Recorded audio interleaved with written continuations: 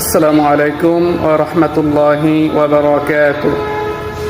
প্রিয় দর্শক, এটি হচ্ছে মুহররম মাস। এই মাসের 9 তারিখ এবং 10 তারিখে দুইটি রোজা রয়েছে। এই রোজা দুটিকে আশুরার রোজা বলা হয়। মুহররম মাসের রোজার ফজিলত সম্পর্কে হাদিস শরীফের মধ্যে উল্লেখ করা হয়েছে। আন আবি হুরায়রা রাদিয়াল্লাহু তাআলা আনহু قال رسول الله صلى الله عليه وسلم أفضل الصيام بعد رمضان شهر الله المحرم رواه مسلم।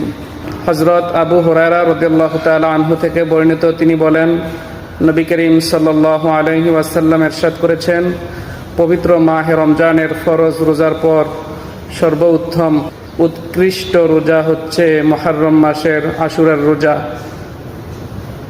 আল্লাহ পাক রব্বুল আলামিন আমাদেরকে মুহররম মাসের আশুরার রোজা রাখার তৌফিক দান করুন, আমিন।